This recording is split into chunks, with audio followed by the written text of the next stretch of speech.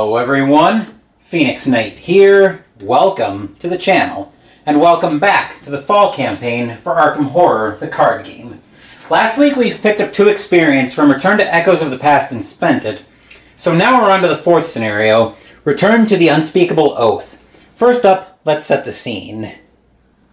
Constance's information. Oop. You recall what... We're getting a little ahead of ourselves on that one. Scenario 4, the Unspeakable Oath. Check campaign log. If the followers of the sign have found the way forward, read Intro 1. Otherwise, skip to Intro 2. The followers of the sign did not find the way forward. We managed to find that. So, now we're on to Intro 2. Intro 2. Over the course of the next few days, you delve into the evidence you've collected, hoping to find any information regarding Daniel Chesterfield, a stagehand during the previous production of The King in Yellow. As far as you can tell, he is the only surviving member of that production's cast and crew.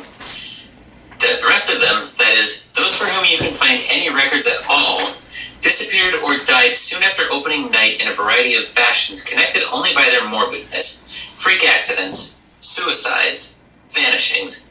It would seem that Daniel is your only lead if you were to investigate further. According to the records you've found, he was admitted to Arkham Asylum many years ago. All documentation about Daniel's treatment seems to end there. You're unsure if he's even still alive. Perhaps he was cured and released. You were hoping to avoid this, but there seems to be only one way to find out. You collect your belongings and head downtown toward Arkham Asylum. Intro 3. As you enter the asylum... I didn't mention it before continuing into the intro, but it does say in the campaign guide to continue to Intro 3, so that's where we're going. You stop to speak with the receptionist. Though you feel your body urge to step deeper into the clutches of this madhouse, he gives you a confused expression as you tell him of the King in Yellow and of Daniel. But at your insistence, he pours through his file cabinet, eventually pulling out a stark white folder. Inside is a wealth of information about the patients admitted to the asylum, medical records, psychiatric evaluations, and the like. You recognize a few of the faces as he flips through the pages. Daniel Chesterfield, yes? He is admitted under the special care of Dr. Mintz, but you can't see him. His level is restricted to staff only. You argue and insist to be led into the patient wing, knowing that Daniel must hold the key to understanding what is really going on. The receptionist gives you a pitying smile and relents, nodding to the security guards nearby. Oh, of course, he says with all the honesty of a street peddler. I will schedule a meeting for you with Dr. Mintz so you can speak with him about Daniel. These gentlemen will see you in. Relieved that you will soon get the answers you seek, you are escorted into the patient wing of Arkham Asylum. Check campaign log. If Constance's domain is listed under VIPs interviewed, proceed to Constance's information. Otherwise, skip to setup. If you remember when we did Return to the Last King 2 weeks ago, before we murdered everybody as part of the King in Yellow, we did stop to talk with Constance, so let's proceed to her information. Constance's information. You recall what Constance had told you when you spoke with her during her hellish dinner party. She and the other members of the cast and crew had been told by the director, Nigel Ingram, to take some kind of oath. At first, she'd written it off as the whim of an eccentric artist, something Mr. Ingram did as a strange formality to unite and strengthen the bonds of the cast and crew. And to his credit, she claimed that it had worked. Ever since they'd taken his strange oath, she and the other members of the troupe felt much more confident and full of spirit. Perhaps Daniel had a similar experience during his last production of The King in Yellow. You must speak with him about this. Each investigator places the top card of his or her deck face down in his or her play area without looking at it. Treat this card as a courage asset with 0 cost, no icons, and 2 sanity. Discard this card if it leaves play for any reason. Proceed to setup. And I did that as part of setup last night, so when we go to the play area, you'll see one card face down in one of the blank slots on the play mats. That's this courage asset. So next up, let's remind everyone what the tarot reading was. On the good side, it would help if I get the resources for Jacqueline. I almost forgot about that, which is actually relevant to our starting tarot card. On the good side, we left the Magician 1, which means each investigator will begin the game with 3 additional resources. And as we'll see in their starting hands, that's actually going to be a good thing because both of their hands are very expensive. Whereas on the bad side, we flipped the Temperance 14. We flipped Temperance 14, so each investigator has -1 sanity. With that all set up, let's go ahead and take a look at opening hands. Jacqueline will be our lead investigator once again, and she's starting off with 2 copies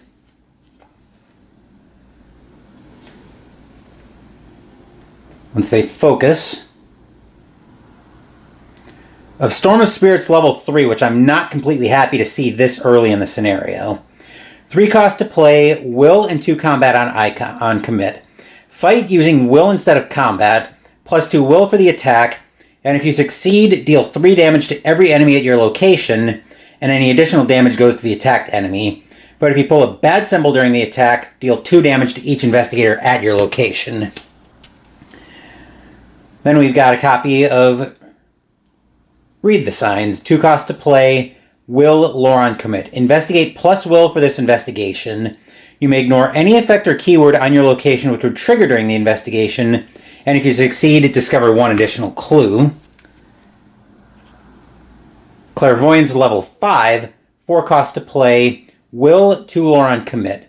Uses 3 charges. As an action, spend a charge to investigate, using will instead of lore, +3 will for this investigation, and discover 2 additional clues at your location. But if you pull a good symbol, take 2 horror. And Emergency Cache level 2.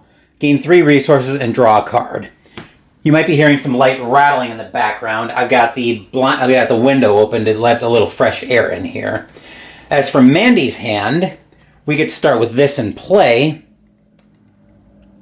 Death 13, 3 cost to play, except it'll cost her nothing. +1 lore. When the game begins, if it's in your opening hand, put it into play. Technically, we're not in play yet. We're not at the start of the game yet, but I'm just going to shortcut that and put it into play now. Then we've got Burning the Midnight Oil. 0 cost to play, lore, agility on commit. Investigate. When this action begins, gain 2 resources. We've got the Eye of Truth, level 5, 4 wildcard icons on commit. And if this skill test is successful on a treachery, add the treachery to the victory display with the Eye of Truth attached to it. While attached, the Eye of Truth contributes its skill icons to all tests on copies of the attached treachery. Pathfinder level 3, 3 cost to play, agility on level 1, I should say, 3 cost to play, agility on commit. As a fast action, during your turn, if you're not engaged with any enemies, exhaust Pathfinder to move to a connecting location. And Janae Beauregard, 5 cost to play, lore and agility on commit. Get +1 of each, and as a reaction during your turn, after you move to a location, exhaust her to move a clue or a non-elite enemy from a connecting location to your location or vice versa. 2 and 2 on Soak. Alright, that's opening hands. Now let's take a look at the Act and Agenda decks. First up, the Agenda. Agenda 1A, Locked Inside. The patient wing of the asylum is quieter and lonelier than you had expected. The hall reeks of chemicals and body odor. As soon as you are escorted inside, the doors behind you are closed and locked tight. 2 doomed to advance that, so that's going to advance in nothing flat. As far as the act is concerned, we have Arkham Asylum. Aside from the few patients giving you wide berth, there aren't any orderlies or doctors around to speak with. Looks like you'll have to find Mr. Chesterfield on your own. 3 per investigator clues, aka 6 with 2 investigators in the game. Last, the ladies will move over to the map, so let's join them there. When I'm doing setup for a scenario the night before, one thing I normally do is I mark the starting location with one of these tokens from Orbits. Link to the special components, as always, will be in the description down below. But we have the option to start our investigators off at the Asylum Hall's locations of their choice. I've decided to split Mandy and Jacqueline up for this scenario just to try to cover more ground. So Jacqueline's going to start at the Eastern Patient Wing. Looks like the flavor text on both of these will be the same. pleasant atmosphere of the reception area disappeared as soon as Dr. Mintz shut the thick iron door behind them.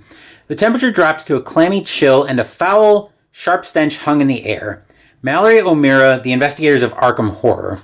This flips into Shroud of Two clues. Forced. After you end your turn at this location, take 1 horror and gain two resources. As they walked through the meandering stone halls of the sanatorium, Carolyn began to feel uneasy. It seemed like it would be very easy to get lost. Mallory O'Meara, the investigators of Arkham Horror. So we'll get the two clues for that. And then Mandy's location of choice. Shroud of Two, no clues. Reaction: after you defeat a lunatic enemy at this location, draw 1 card.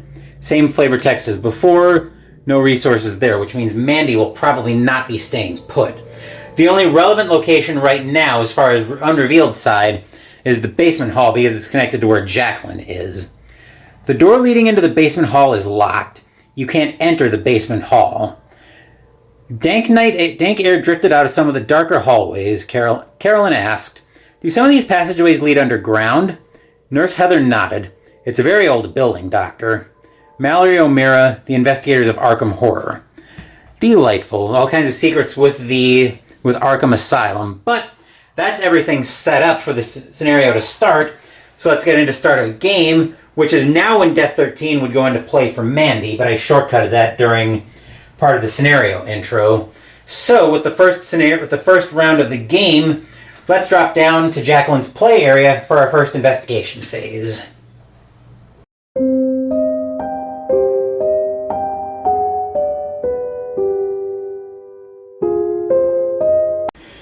Let me see if I can open up my options a little bit. So action 1 for Jacqueline will be to play Emergency Cash, which will give her 3 more resources and draw her a card. So that will bring her up to 11 resources, and I'll bring over that token that I just used.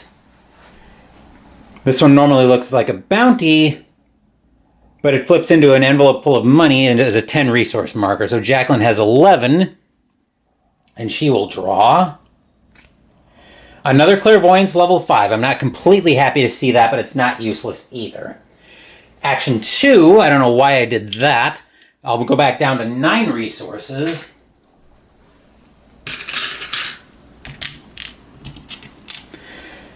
To play Read the Signs, mostly because I'm going to try to get both of those clues off the location in one shot. A grisly future is laid before you. Do you turn away, or do you embrace it? Let's see, I'm at 8 to 2. I'm up 6, but I'm going to throw Jacqueline's special ability behind it because I want to make sure I get these clues as fast as I can. So once again, we're pulling 3 tokens and canceling 2 of them, but only 1 if we have to cancel the 10 of them.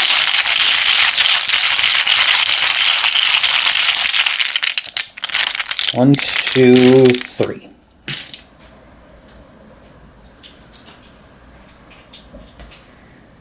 I was moving them into position so I had them hidden. Token 1, come on, is a +1. Token 2 is a -1, and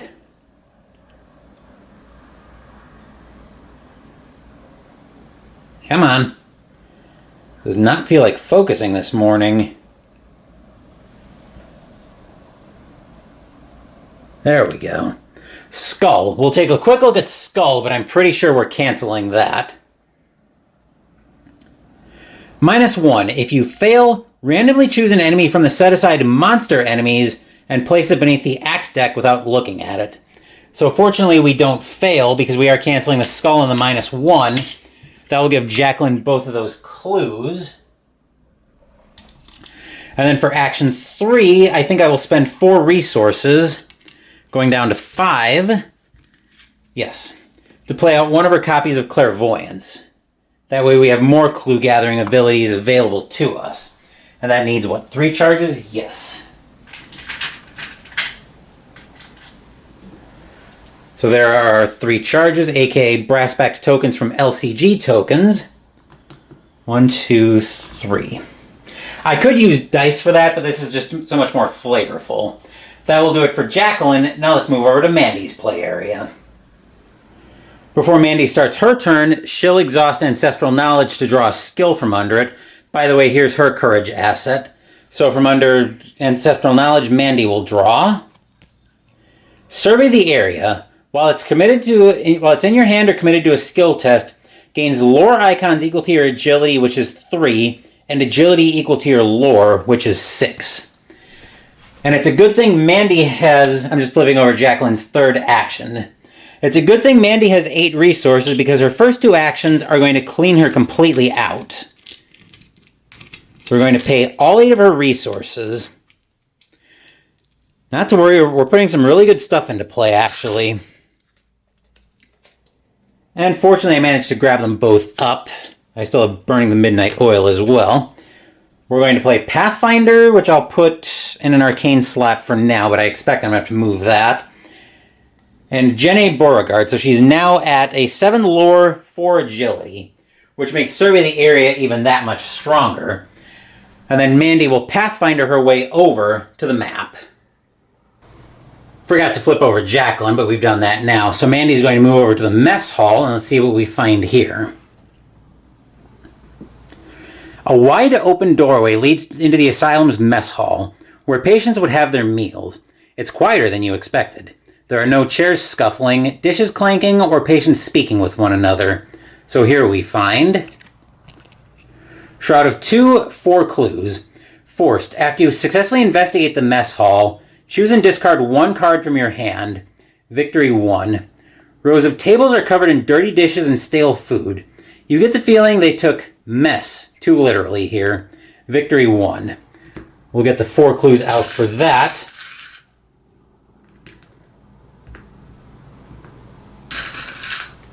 And now the kitchen becomes somewhat relevant because we find here that the door leading into the kitchen is locked. You can't enter the kitchen. The narrow door in the back of the mess hall is locked. The scent that strikes you from behind the door is foul and repugnant. Alright, so for action 3,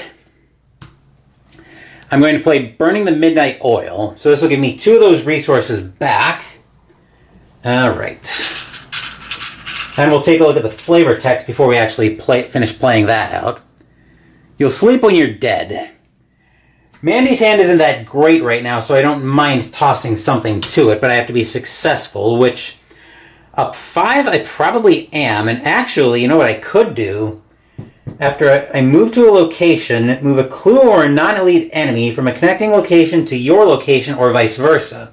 So after we move to Janae, I can move one of these clues over to the Western Patient Wing. Then I can kind of play ping pong with those clues to try to get them that way. So Mandy is up, which will exhaust Janae as well. As I was saying, she's up 5, trying to get one of the clues off the mess hall.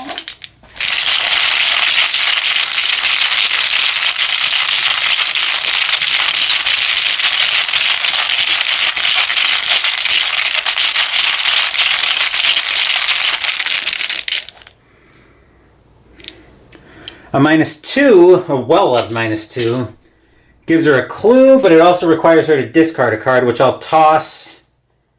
I'm actually going to toss the Eye of Truth. So that was Mandy's third action. That will do it for the investigation phase. Enemy phase, we have no enemies in play. So I'll go ahead and reset everything. And then we'll move back up top for the upkeep phase.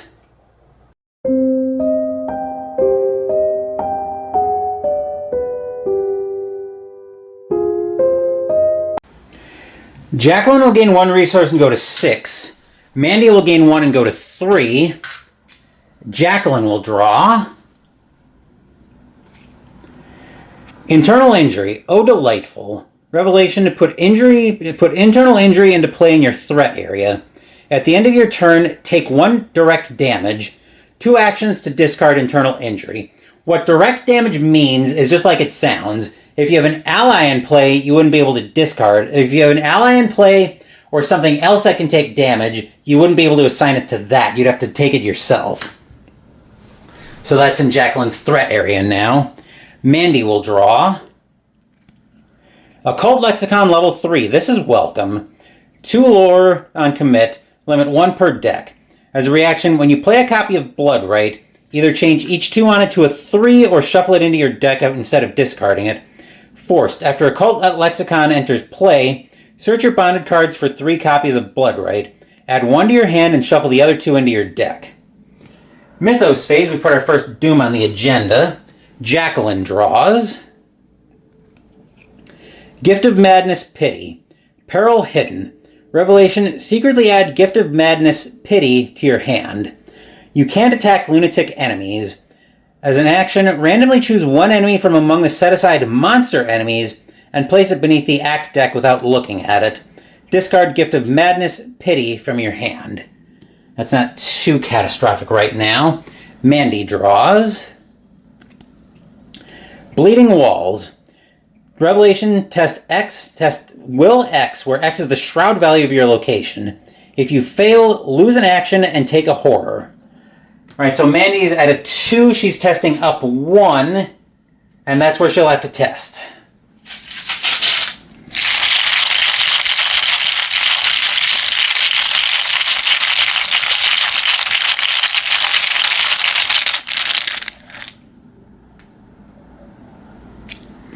Skull, as we saw, is a -1, but she was up 1 on the test, so she's all clear of that.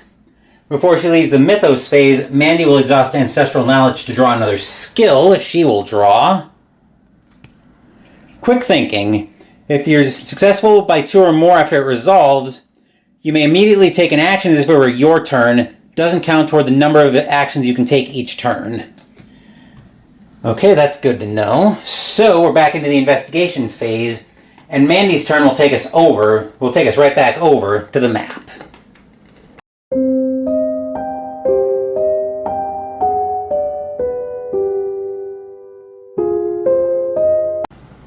Since we have declared start of Mandy's turn, we can exhaust Pathfinder to move over to the Asylum Hall's Western Patient Wing, which will also let me exhaust Janae to move a clue from the mess hall over to the asylum halls. Action 1, she'll then investigate, committing Quick Thinking to the action. So that'll put her at 8 to 2, she'll be up 6. And she'll get an extra action if she succeeds by at least 2.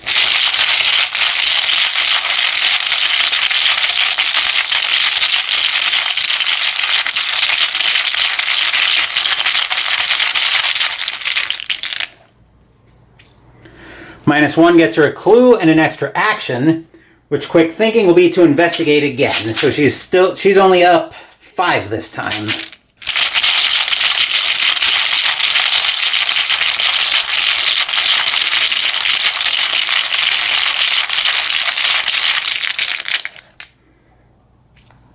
That's a -2 to get her another clue.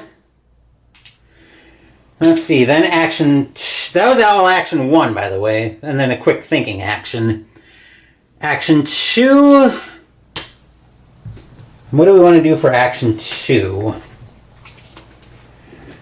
Let's go up to the yard, actually. I want to try to find these clues as quickly as I can. So the yard. The fresh air and the illusion of freedom makes the asylum's courtyard a common gathering place for patients. Through the barred windows, dead tree branches sway in the wind. Gray, overcast skies trap the asylum in a dull limbo.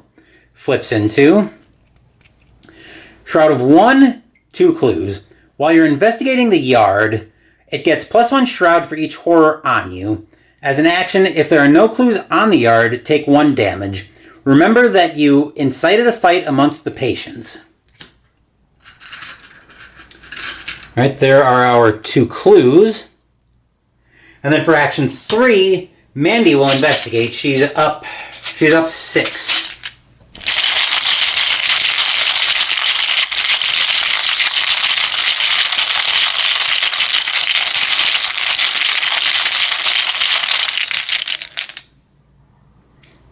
That's a 0, so she gets another clue.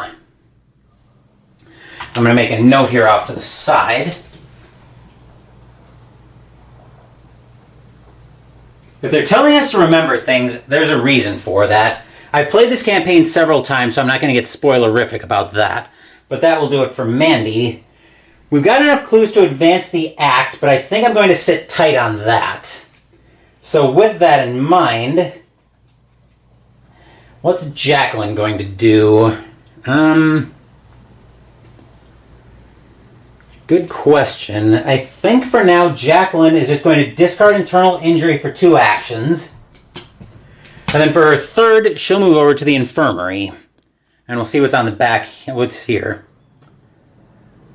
The scratched plaque on this wooden door reads, Infirmary. This must be where the doctors treat their patients. Then it flips into Shroud of 3, 2 clues. As an action, heal 1 damage and take 1 direct horror, or heal 1 horror and take 1 direct damage. Limit once per round. Our methods are proven. Victory 1. We'll get the 2 clues out for that. Oop. Let's see, that was all 3 of Jacqueline's actions, so that will do it for the investigation phase. Enemy phase, we still have no enemies in play, so we'll go ahead and reset everything. And then we'll move back up top for the upkeep phase.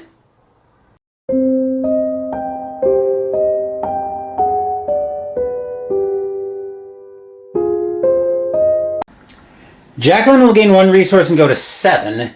Mandy will gain 1 and go to 4. Jacqueline will draw. Spectral Razor, 2 cost to play, will, and combat on commit. Fight, add it plus will for this attack. Immediately before the attack, you may engage the attacked enemy. This attack deals plus 1 damage, plus 2 instead if the enemy is non-elite. Mandy draws. Eureka. Will, lore, or agility on commit.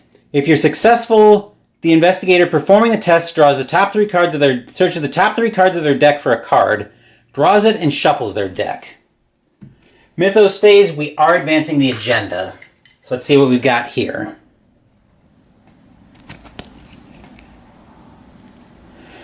The patients. Speaking with the patients is proving more difficult than you had assumed. They eye you cautiously and refuse to answer any of your questions, backing away or fleeing if confronted. Either they're not used to guests or something about you is causing them a considerable amount of distress.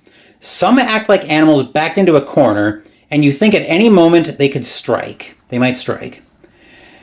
Shuffle the encounter discard pile and each of the set-aside lunatic enemies into the encounter deck. The lead investigator must randomly choose an enemy from among the set-aside monster enemies and place it beneath the act deck without looking at it. Right, we put all of those aside during setup, yes. So, right, and the set-aside lunatic enemies. We haven't had much go into the encounter discard pile yet, so basically we're just reshuffling the deck with the lunatic enemies in there. And we'll take a look at our new agenda in a second, once I get done giving this a quick shuffle.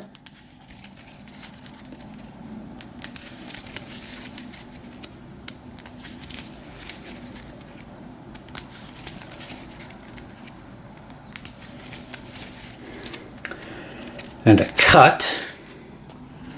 And we'll take a look at Agenda 2A. Torturous Descent. The longer you spend in this hellish place, the more you want to leave. Already it has felt like days. You fear that if you are stuck here much longer, you will become like the patients, a husk of your former self, unruly and dangerous. 7 doomed to advance. Okay. And then the lead investigator must randomly choose a monster enemy and set it beneath the act deck. So I've got the monsters over here. We'll go ahead and shuffle this up.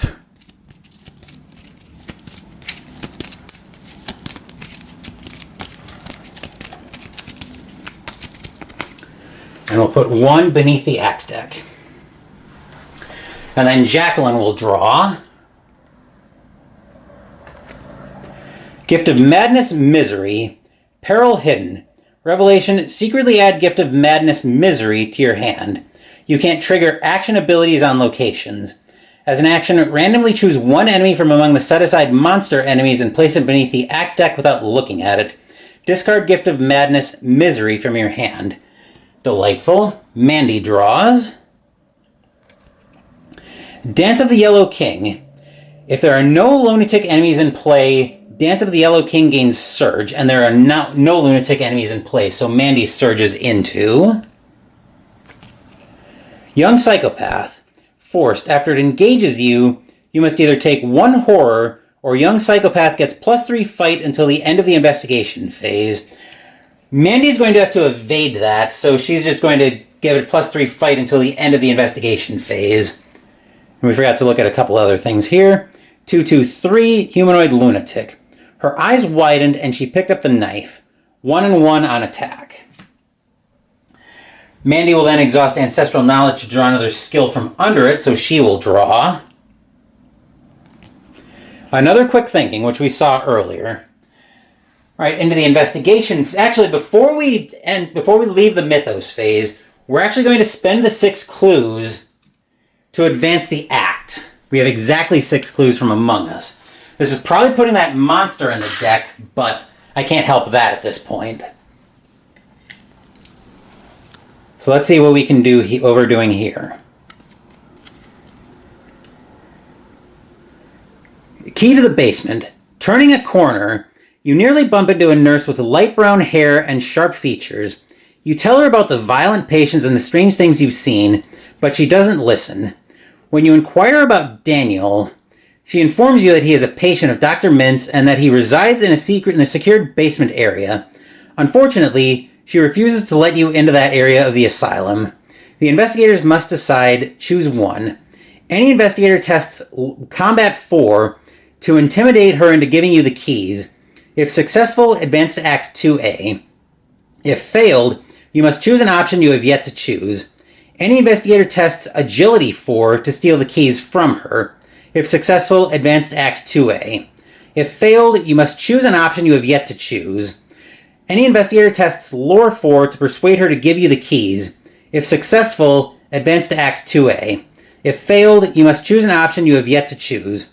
You knock her over and grab the keys. Remember that you took the keys by force. Advance to Act 2A. Let's see, any of those are 4 tests, so I think Mandy is going to try to test Lore 4. Right now she's at 7, and I'm going to commit I'm going to commit Eureka to... Actually, no. I'm going to commit Quick Thinking to get up to 8, so I'm up 4 on the test.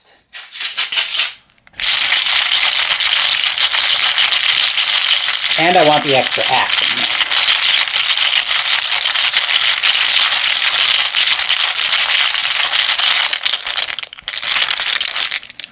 There we are. Skull, as we saw, is -1, but since we were up by 4 going into the test, we succeed. So we persuade her to advance. So we persuade her to give us the keys, which means we advance to Act 2A. Act 2A, the really bad ones. Daniel is somewhere in the secured basement where the most dangerous patients are kept. Now that you have the key, you can explore this area of the asylum. Ignore the text on the unrevealed side of Arkham Asylum locations. Objective, find the patient confinement location with Daniel Chesterfield. You will be instructed when to advance. Alright, so we're advanced to Act 2A now, but Mandy has an extra action coming out of that. We're not going to bother moving down to her play area. Her extra action is going to be to try to evade the young psychopath. She's at 3-4. I'm going to commit Eureka to this to put her up 2.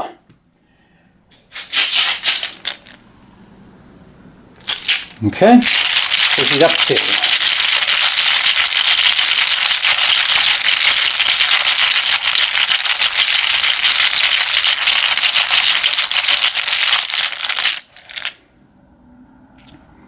-2 is successful, because remember, we win ties. So the young psychopath is evaded, and we get to search the top 3 for a card. The question is, do I want to go 3 deep, or do I want another target? I think I want to go, well, I think I want 2 targets from this search. So 1, 2, 3. First card up is a Pantalone. 1 cost to play, lore question mark on commit. Limit 1 mask in play. As a reaction after it enters play, draw 2 cards. When you initiate a non-lore test, discard Pantalone to use lore for this test instead of the skill indicated. Next up, Research Librarian, 2 cost to play. Reaction after it enters play, search your deck for a tome asset and add it to your hand. Shuffle your deck, which right now would pull Shocking Discovery out of her deck. And I've got a plan. 3 cost to play, lore, combat on commit. Fight plus will, fight using lore. You deal +1 damage for this attack for each clue you have to a max of +3. So if I get 2 cards, I want the Pantalone, because that'll draw me 2 more cards. And I think I've got a plan. So we'll shuffle the Research Librarian back in.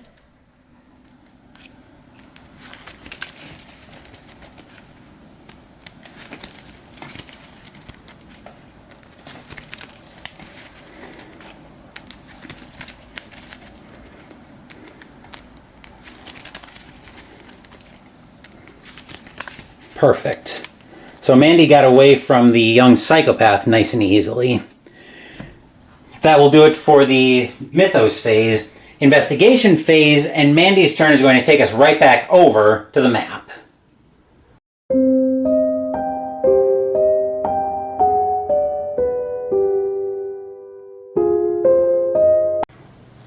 Action 1, Mandy's going to investigate. She's up 5, 6, 7. She's up 6. And she has no horror on her.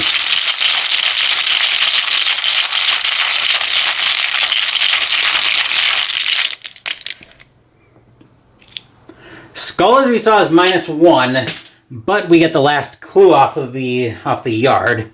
Action 2, she's going to take a damage, which will bring me back over to my writing pad to remember that we incited a fight amongst the patients. I'm just making a note of that off camera.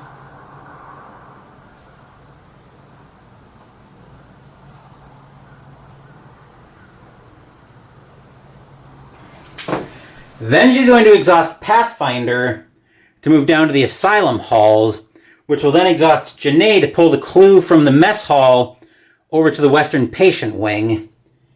Let's see, that was action 1 to get the clue. Action 2, that was a Pathfinder move. Action 3, she'll investigate again. She's up, just moving Mandy's hand, she's up 5.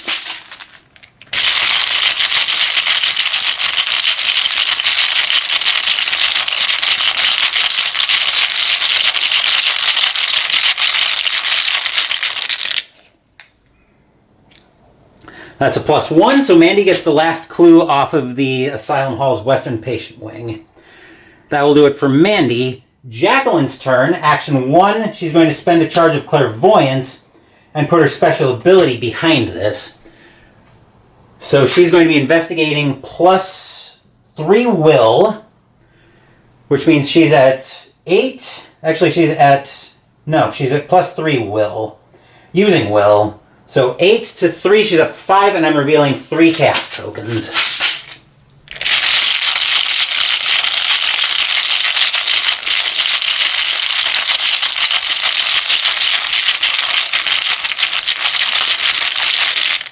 One, two, three. Token 1. The Tentacle, we'll have to cancel that, assuming we still have enough tokens to pass. A -2 and a -1. So a -3 just cancels out the +3 will we got from Clairvoyance, which means we do have to cancel the Tentacle, but Jacqueline gets both clues and surprisingly doesn't have to take any horror from that. Let's see, then for action 2,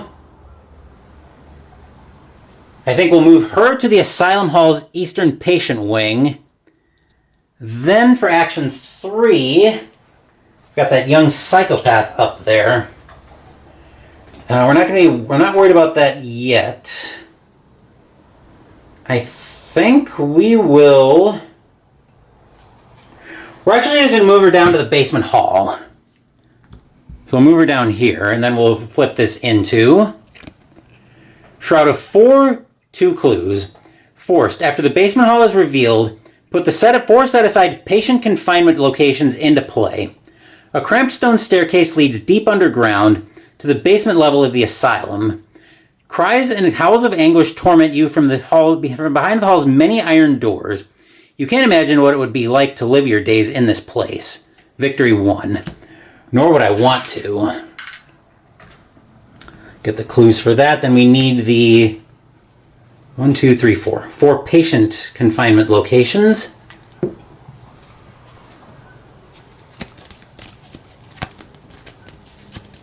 We'll shuffle these up. And then how do I want to stack these? I'm going to have to move this back just a touch. And we'll go 1, 2, 3, 4. Then we need connecting arrows for here, here, here, and here. And we'll look at the unrevealed side of one of these because they're all the same. As an additional cost to enter patient confinement, you must spend 1 clue. The heavy metal door is firmly shut and locked from the outside. The thin slit that would allow you to peer inside the cell is stuck. Oh joy. Alright, so that was... So investigate, move, move. Okay, so that was all 3 of Jacqueline's actions. That will do it for the investigation phase. Enemy phase, our only enemy is the young psychopath, but Mandy gave her the slip. So we'll reset everything over here. Fortunately, the young psychopath is not a hunter. And then we'll move back up top for the upkeep phase.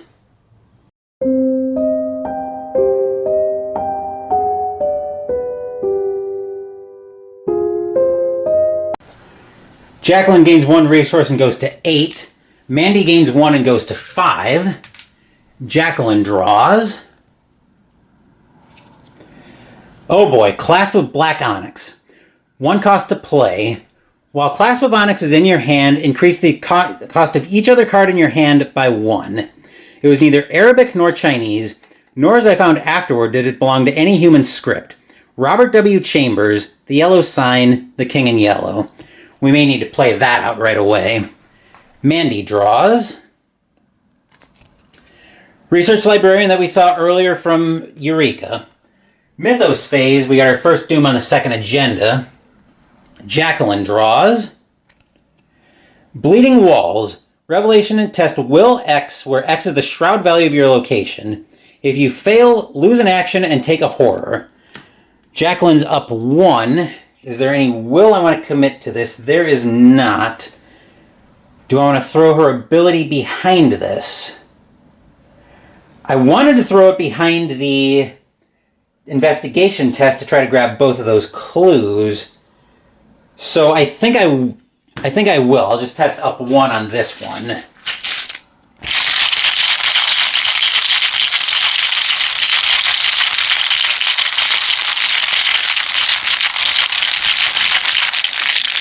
Worst comes to worst, if this fails, Mandy can come down and probably grab those 2 clues rather easily. A -1 says we can go ahead with our original plan. Mandy draw. Well, depending on what Mandy draws, but Mandy draws. Fragile Thoughts.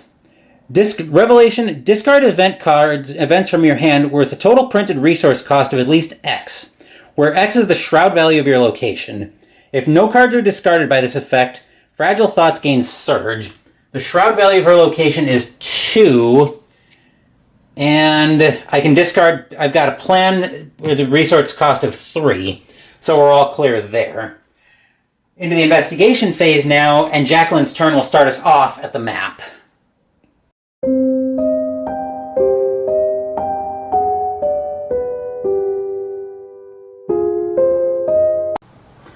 There is a lot of glare here, I know, but there's not a whole lot I can do with that. Action 1 for Jacqueline is going to be to spend a charge of Clairvoyance and put her special ability behind it. So she's up 4 and revealing 3 tokens.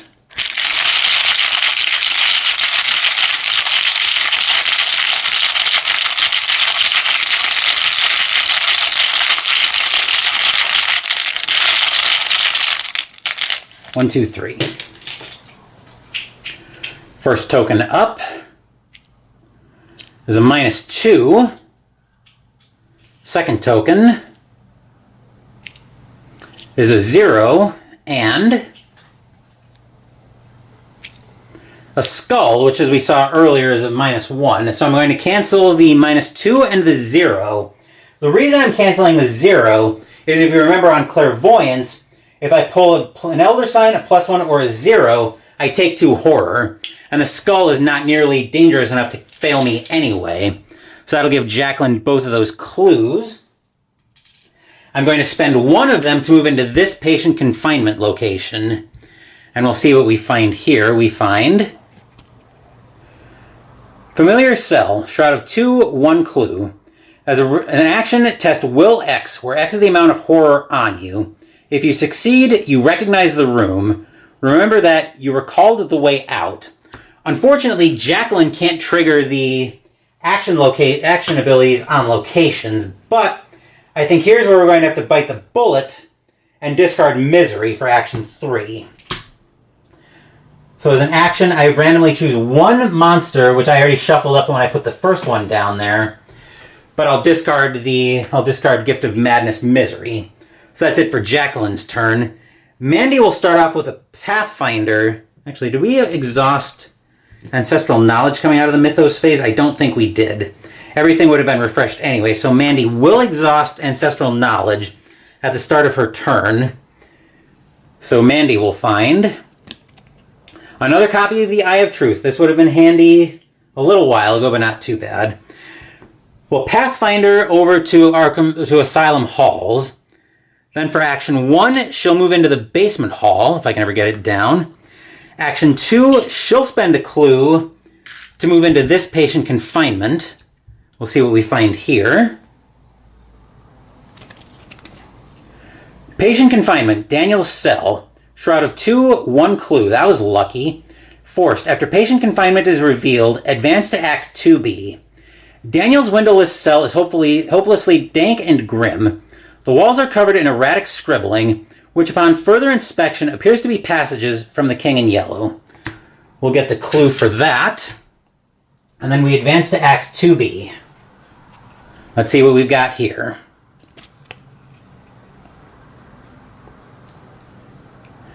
The tale retold. When you enter his cell, you find Daniel huddled in a corner of the room, sobbing and rocking back and forth on the ground. No mask, no mask, he stammers over and over. You help him to his feet and ask him what he remembers about the King in Yellow, but he interrupts you. I already told you, he exclaims frantically, his eyes wide with the yellow glow. Don't you remember? The last time you came here. His words make no sense. You've only just arrived here, haven't you? No, no, no, the man stammers, falling backwards onto the dirty cot in the corner of his room. It will never end. It will never end until he is gone for good. And he will never be gone so long as you are here. Get me out! I want out! Daniel screams for help. But the only response is the creature that suddenly emerges from beneath his cot. Before you can react, his tendrils have wrapped around his body, devouring him whole.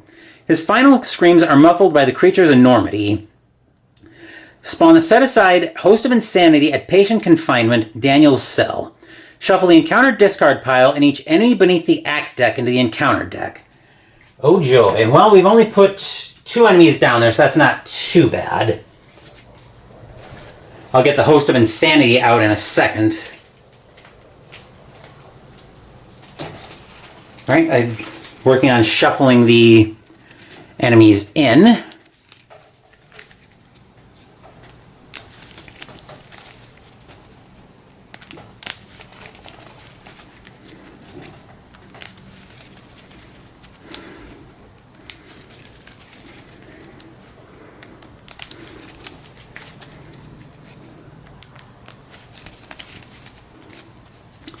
We'll give that a cut. And then we need the Host of Insanity.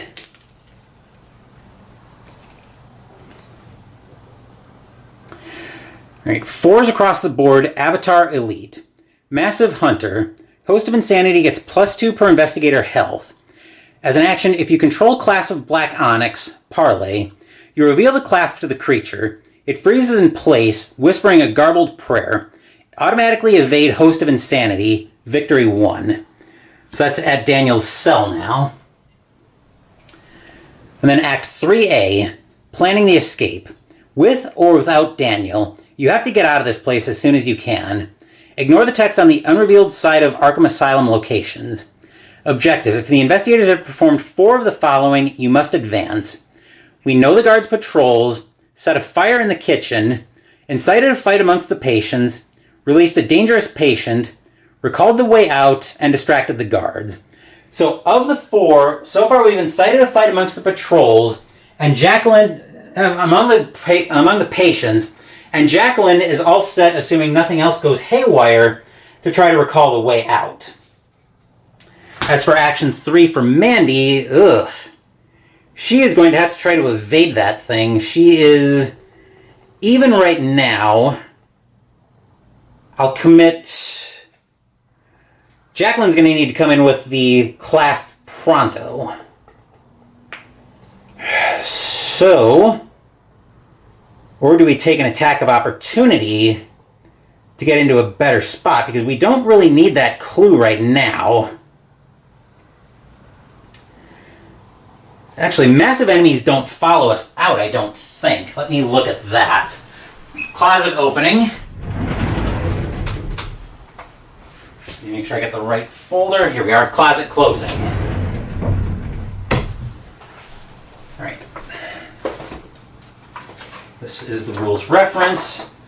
I don't think massive enemies follow us out, but does not move with an investigator who moves away. So it could be worth just getting Mandy the hell out of there. Which I think he's a hunter anyway, so he's basically going to follow Mandy out. That might still be worth it though, just to get him in a better position so Jacqueline can come by and evade him next round, or potentially start working on some damage. Yeah, let's go with that plan. So Mandy for Action 3 is going to initiate a move. She's going to take an attack of opportunity, which will be 1 and 1. I'll put the horror on the on the courage asset, and then Mandy will move out to the basement hall. That will do it for her turn, and that'll do it for the investigation phase. Enemy phase, the Host of Insanity moves right back out to Mandy, and she takes another 1 and 1, which she'll take the horror herself this time. Alright, and then that will do it for the enemy phase. The young psychopath is not a hunter, so we'll ready everything up here. And then we'll reset all of the tokens, and we'll move back up top for the upkeep phase.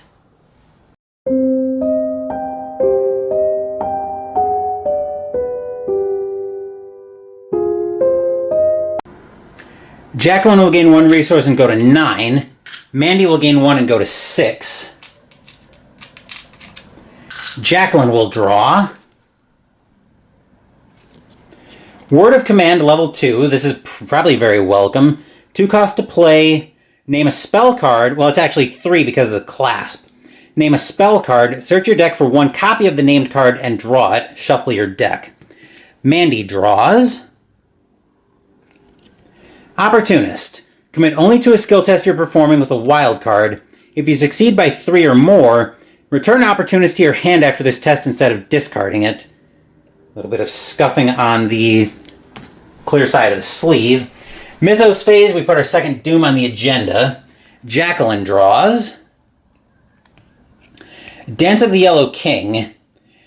If there are no lunatic enemies in play, but there is, otherwise test Will 3. If you fail, the nearest lunatic enemy readies, moves 1 location at a time until it reaches your location, engages you, and makes an immediate attack. Jacqueline is up 2 on this. And she can take an attack. She won't be happy about it, but she can.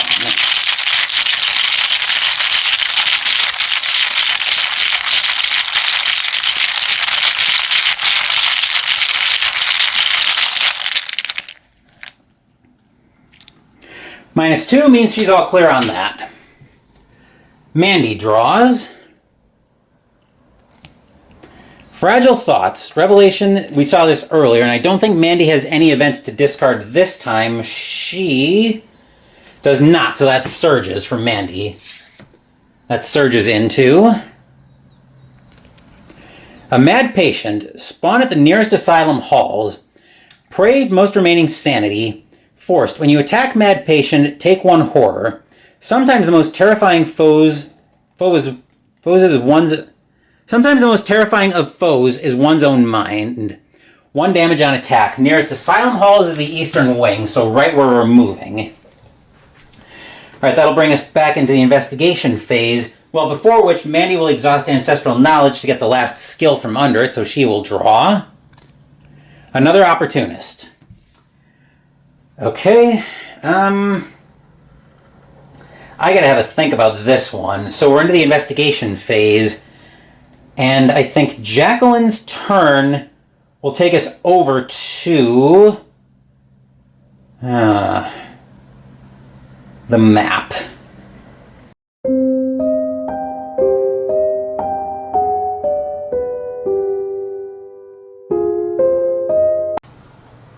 We still do have a lot of time to play with, so for action 1, Jacqueline's going to spend 1 resource. Where is it?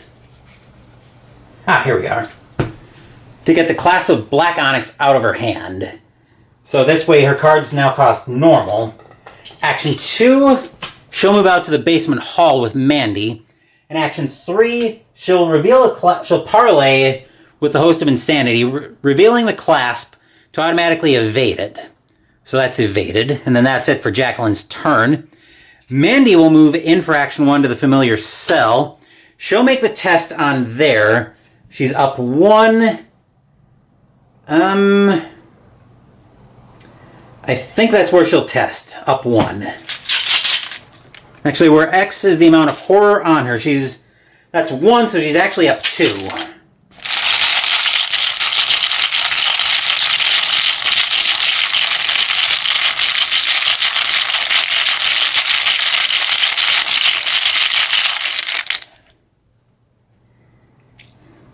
-1, it means we were called the way out.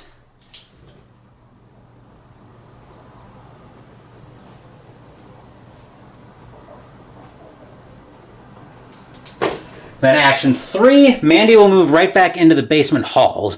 Mostly in case we draw enemies, Jacqueline can Storm Spirits them all away. Actually, that could have been a Pathfinder action, which... Yeah, let's Pathfinder that, but I don't know what we're really doing. We'll also exhaust Janae to pull the clue from Familiar Cell over to the basement halls. And then action 3, she'll investigate up 3. And do I want to put Jacqueline's ability behind this? I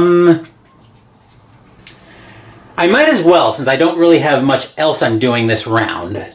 So we'll put Jacqueline's ability behind this. We're up 3.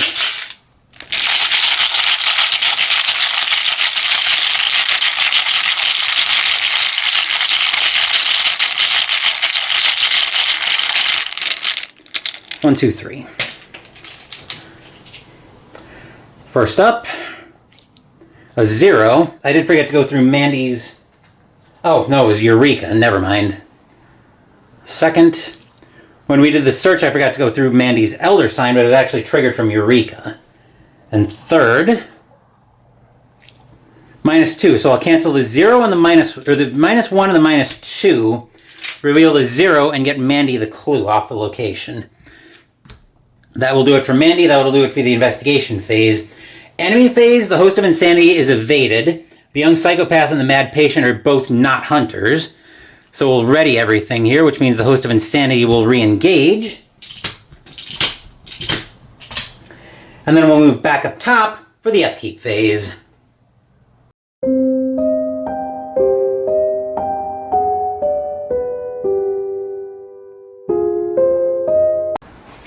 Jacqueline gains 1 resource and goes to 9. Mandy gains 1 and goes to 7. Jacqueline draws. The Man in the Pallid Mask, of course. 434 Humanoid Elite. Spawn location farthest from all investigators, aloof. As an action, investigate. Your location gets +2 shroud for this investigation. If you succeed, instead of discovering clues, defeat the man in the pallid mask. Indeed, it's time.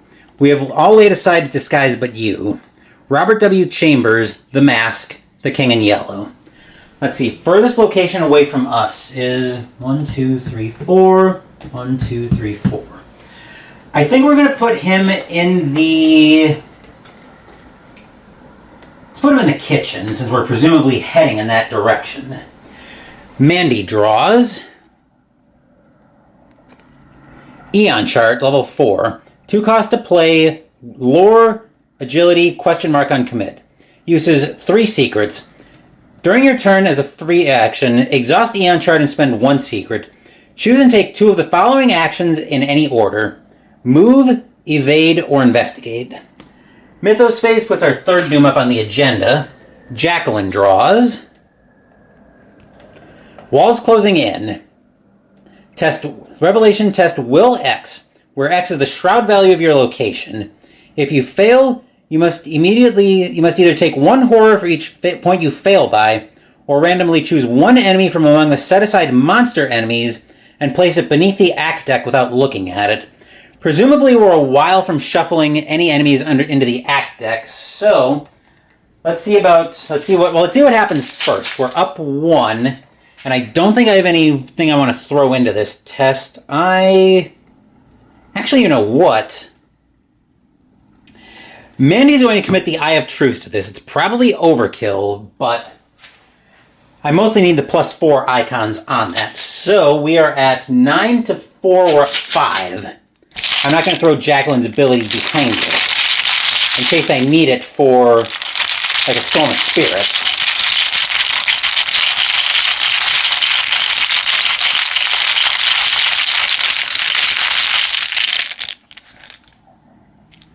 That's a +1, so that goes into the victory display with the Eye of Truth attached to it.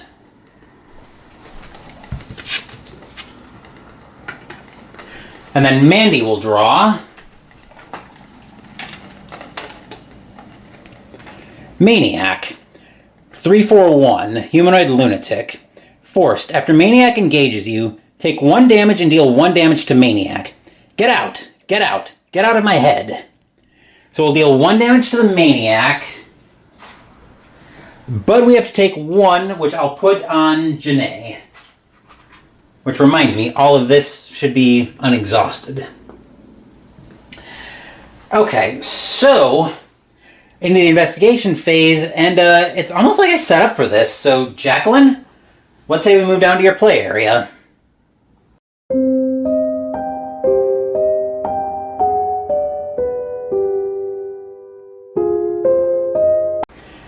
Action 1, hey look, Host of Insanity, here's this beautiful clasp that we've got. Automatically evaded. Action 2, we'll spend 3 resources for the Storm of Spirits that we set up for. Yeah, this still works. So I'll use the Storm of Spirits, and I have to aim at the Host of Insanity because it's not a lunatic. And remember, I have a Treachery in Jacqueline's hand that says I can't attack lunatic enemies. So I do have to aim at that's why I have to aim at the Host of Insanity, but we're at 7 to 4, we're up 3, and I'm going to throw Jacqueline's special ability behind this. There's nothing I can do with that. So, we're pulling 3 tokens out of the bag.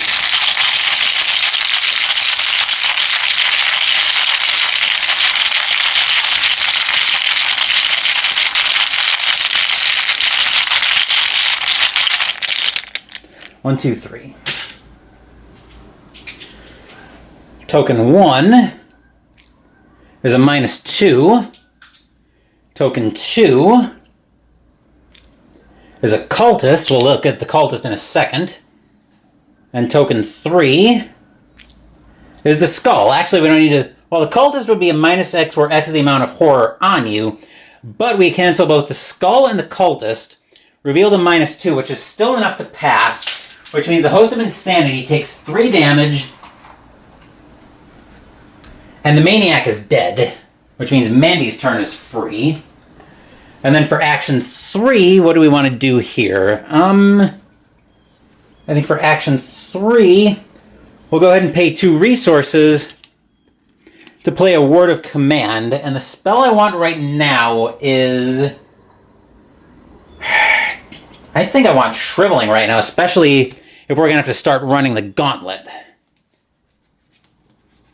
So there's a Shriveling. We'll go through that once I give this a shuffle. Do I want both copies of Shriveling? Because that's Mandy's special ability. I can pull one additional target out if I want to just grab both copies of Shriveling right now. And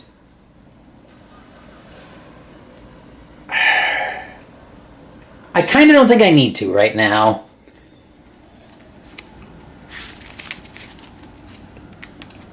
I think the one copy of Shriveling will do fine for now.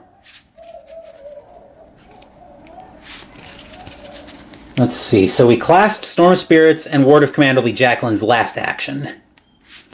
I'll give this a shuffle and a cut.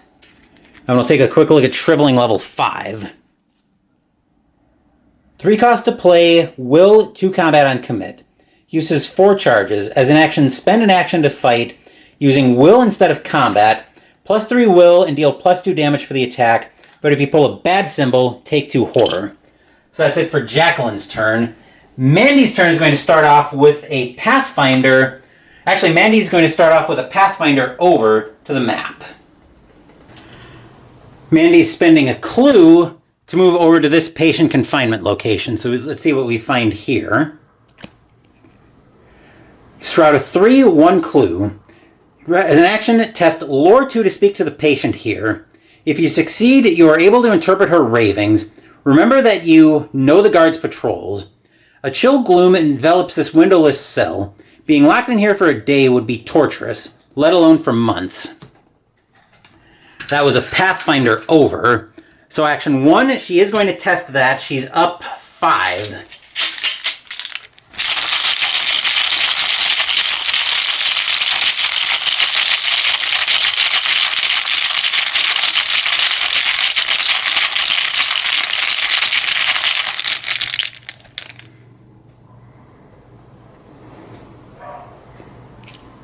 -1, it means we know the guard's patrols now, right? Yes. Just making another note off camera.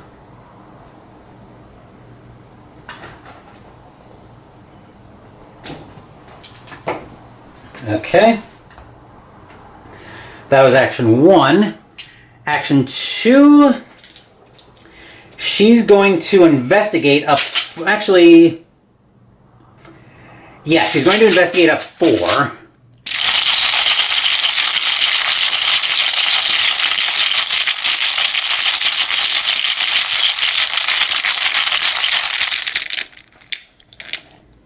Oop, I think I saw what that one was, yeah. I try to reveal these on camera, so I don't want to get a look at them before I do.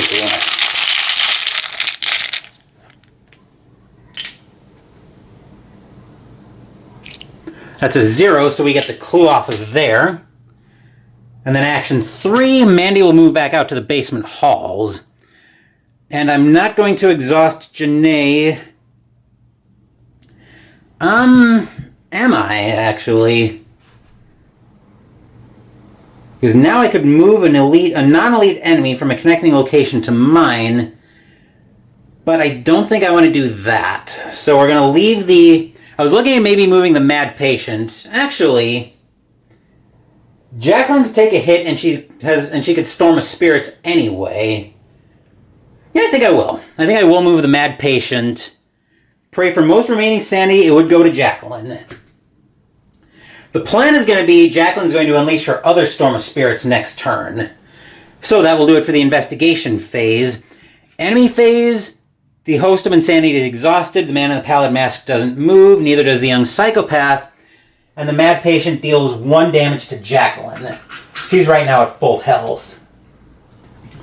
So we'll go ahead and reset everything. The host of insanity re-engages.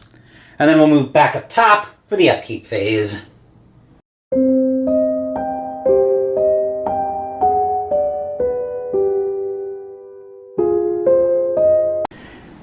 Jacqueline gains 1 resource, goes to 5.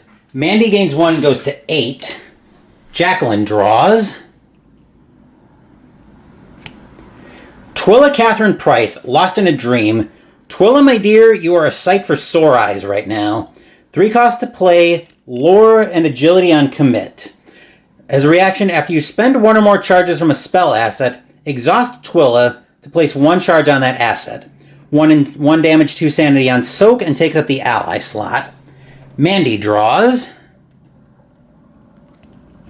Momentum. If this skill test is successful with 1 wildcard, reduce the difficulty of the next skill test you perform this phase by X, where X is the amount you succeeded by, to a maximum of 3. Mythos phase, we put our 4th Doom on the agenda. Jacqueline draws. Clouded Memory. Peril, you must either choose 1. Forget something an investigator has remembered from an ability on a location. It's no longer true. Take 1 horror and Clouded Memory gains Surge. If I still had my full complement of sanity, I would take this without a second thought. As it is, however, I'm going to think twice, and I'm still going to take the horror, and Clouded Memory is going to gain Surge. So there's the horror going on. It's actually not direct, so I could put it on the Courage asset, which I will. Then it gains Surge into a Praying Bayaki. 2, 3, 5. Pray at lowest remaining sanity only. Hunter.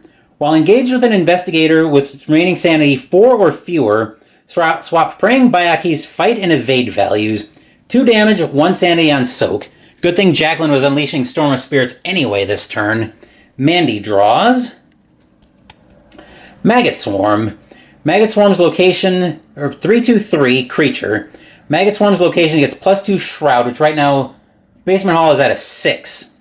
While it's at a location with no clues, it gains Hunter, so it would gain Hunter right now. That'll bring us into the investigation phase, and Jacqueline, about that other Storm of Spirits in your hands, what say we move down to your play area?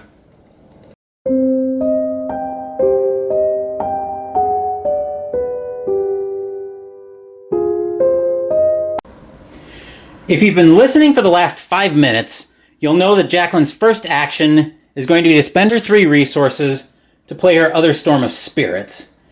Because I still have the Gift of Madness Pity in my hand, I can't aim at the Mad Patient, but I can aim at the Mad Bayaki, which still has a fight value of 2. And I'm going to throw Jacqueline's ability behind this, so I'm at 7-2, I'm up 5, and I'm pulling 3 tokens.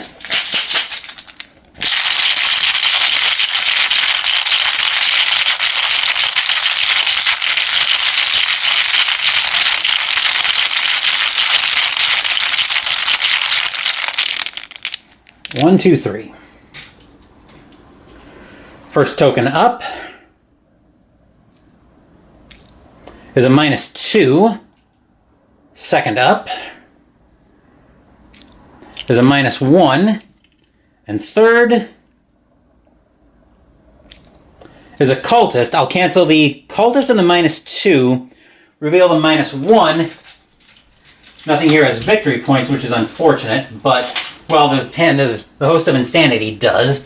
Everything else is dead. The Host of Insanity takes another 3 damage.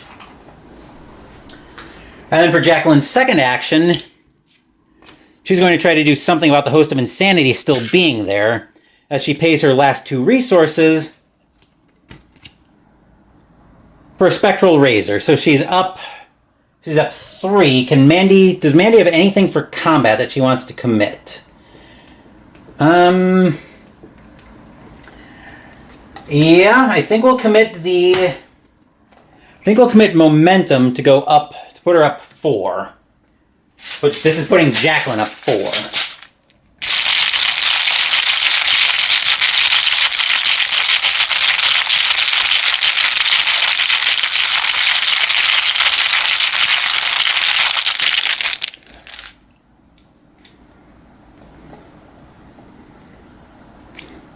That's a 0, so the Host of Insanity has been defeated. Very nicely done, Jacqueline. So momentum means Mandy's next skill test difficulty is reduced by 3. That's in the victory display for both of us. That'll do it for Jacqueline's turn. Mandy's turn will take us over to her play area. Actually, Mandy's turn will take us to her play area after we change the battery. I changed my mind on what we're doing. We're actually pathfinding Mandy over to the map. So she's going to spend a clue to move to this last patient confinement area. She will find Shroud of 512, or 1 clue. As an action, test Combat 2 to release the patient here from his bonds. If you succeed, he howls like a wolf and tears off through the basement. Remember that you released a dangerous patient. So we'll get the clue for that. Alright, then we actually have, remember we have momentum, which reduces the difficulty of Mandy's next test by 2. So that's going to be that's going to be a Combat 0 test, which action 1 we're going to go for that. So we just have to, as long as we just pull a non-tentacle token, we're all clear on that. So Mandy's is a 1, and this is a test of 0. So again, just don't pull the tentacle, Mandy.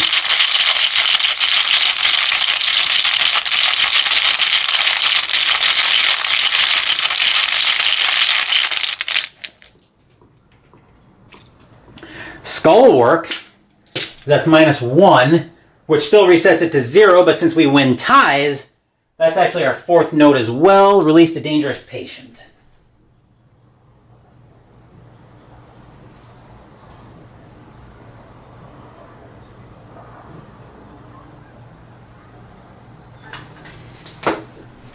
Alright, so that's 4 things true now, which means we have to advance on Act 3A.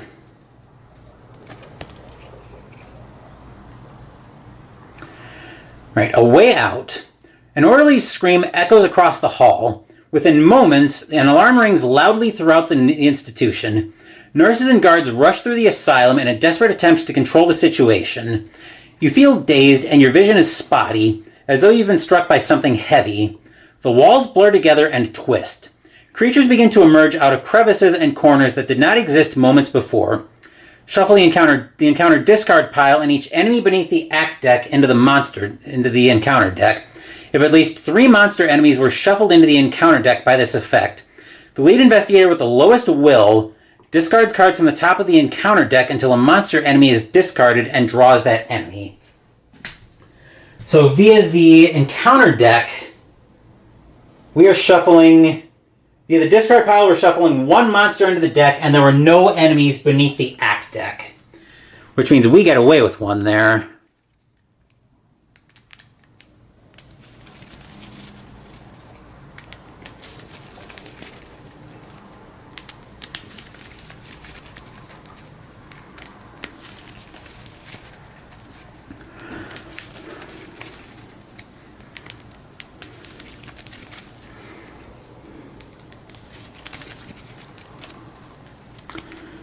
Okay, we'll give that a cut.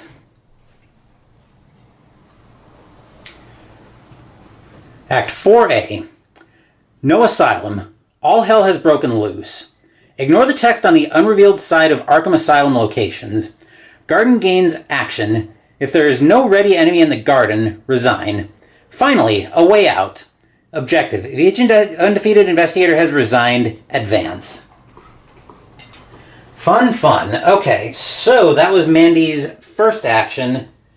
Now the question is, how much do I want to separate the 2 of them? And I don't think I do completely. So,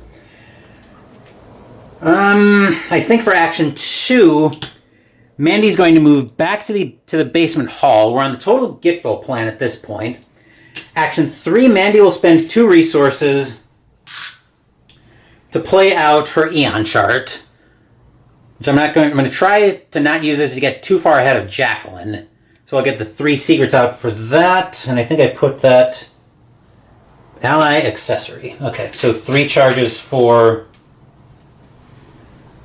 Eon chart. 3 secrets for Eon chart, technically. That will do it for Mandy. That will do it for the investigation phase. Enemy phase, neither of our enemies that are in play right now are hunters. So we'll go ahead and reset everything.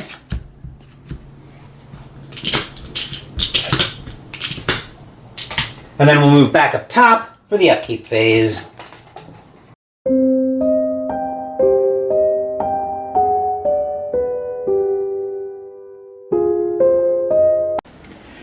Jacqueline gains 1 resource and goes to 1. We completely cleaned her out of resources last turn, but defeating that host of insanity was too worth it. Mandy gains 1 and goes to 7. Jacqueline draws. Read the signs. 2 cost to play. Will and Lauren commit. We saw this earlier in the scenario. Mandy draws. Hiking boots. 2 cost to play. Agility on commit. Limit 1 footwear per investigator. You get +1 agility. Reaction: after the last clue is discovered from your location, exhaust hiking boots. Move to a connecting location with at least 1 clue, or to a connecting unrevealed location. Mythos phase, we put our 5th Doom on the agenda. Jacqueline draws. Young Psychopath. Forced. After Young Psychopath engages you, you must either take 1 horror, or Young Psychopath gets +3 fight until the end of this investigation phase. We saw this earlier as Jacqueline defeated it. Okay, now that I'm done almost tripping over my tripod, Jacqueline's going to take 1 horror, but we do need to get away from this Young Psychopath on the express plan. Mandy draws. A Maniac. Forced. After Maniac engages you, we saw this earlier, we'll take 1 damage and deal 1 damage to the Maniac. So Mandy will have to take that damage herself, but then we deal 1 damage to said Maniac. Oh, this is going to be fun. Alright, so moving into the investigation phase. Oh, this is not great. Let's see, I think... Yeah, this is not great at all. I think Jacqueline's going to go first, and we need to get away from this Young Psychopath pronto.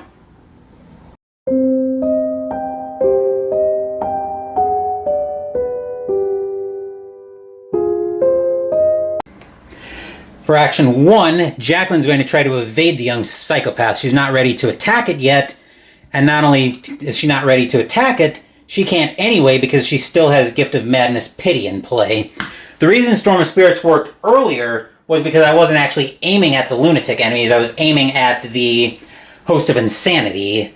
So I was able to catch the lunatics incidentally in the damage, but that won't work here. So Jacqueline's going to have to evade for action 1, and Mandy's going to commit Survey the Area to this to give her another +7 lore. So Jacqueline's at a 9-3, she's up 6, and I think here I am going to throw her special ability behind this.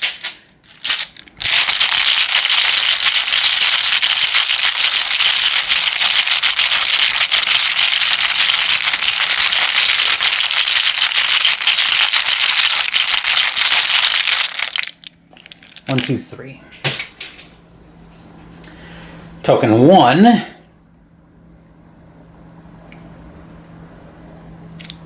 There's a -1. Token 2 is a 0. And token 3 is another -1. So we'll cancel both -1s and evade the Young Psychopath. And then actions 2 and 3 will take us over to the map. Action 2 for Jacqueline will be to move up to the Asylum Hall's Eastern Patient Wing. Action 3, what is action 3 going to be? It could be to take a resource, but that would mean ending her turn there. And that actually might not be a terrible thing, because I would give her more resources and I could plan on playing Shriveling next turn. Plus, the only way I think we're shuffling the agenda deck again, or the enemies into the act deck again, is if the agenda somehow does it, which it very easily could. Or do I just take the safe play and plan on trying to Gitvo?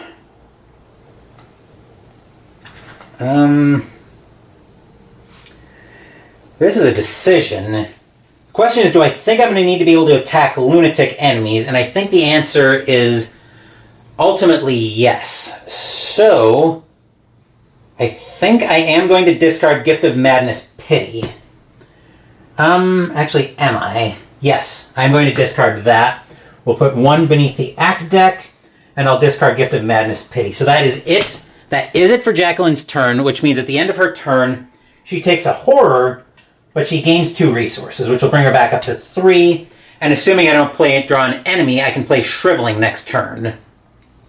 So Mandy's turn is going to start off with an Eon chart, where I'll spend a charge from that for a free action, where I can take 2 of the following actions in any order. Move, evade, or investigate. I'll start off with trying to evade the Maniac. I'm at 4. I'll commit Opportunist to go up 4, which will bring me up to 5. And if I succeed by 3 or more, that comes back to my hand. So I'm at 4 right now.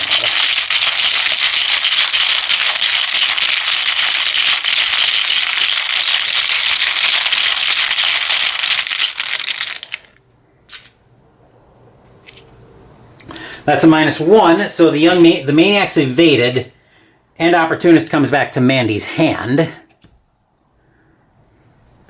And then for the second action on Eon chart, she will move up to the Eastern Patient wing with Jacqueline.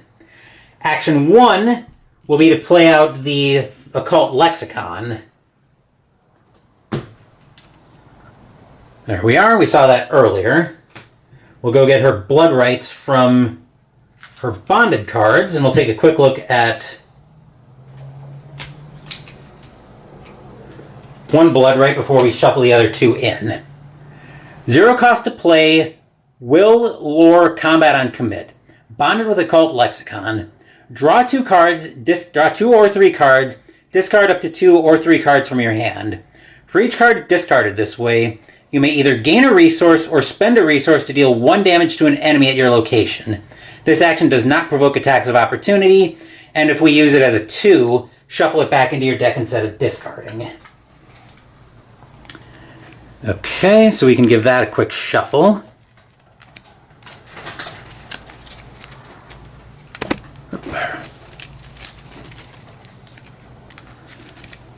Do I want to get... The question now is, do I want to get Mandy too far ahead of Jacqueline? I could easily have her take off, but I think that's a bad idea. Maybe if I get them... Actually, you know what I could do? I could clear that young psychopath out of the way, and then we're both at the garden for next turn. And then we're both at the garden next turn. Because the way I can do that is with the Pathfinder action, I can move Mandy here, then exhaust Janae to pull the young psychopath down, and then I've got Bloodright ready to go. Which, I think I'm going to do that, actually. So as a free action, I'm going to move Mandy to the Western Patient wing, which will then exhaust Janae to bring the young psychopath down to engage Mandy. She will give it +3 fight, because she's planning on throwing the... Because she's planning on spending her blood right into her for action 2. So she'll draw 2 cards. Card 1 will be another blood right, which we're probably going to keep. And in Burning the Midnight Oil, so I can discard up to 2 cards from my hand. I'll discard the Research Librarian and Opportunist? No. I'll discard Research Librarian and Pantalone. So I'll spend 2 resources to take out the young psychopath and shuffle Bloodright right back into my deck. And then I'll resolve the reaction effect on Asylum Halls in a minute once I finish shuffling this. So after you defeat a lunatic enemy at this location, which we just did, Mandy will get to draw a card.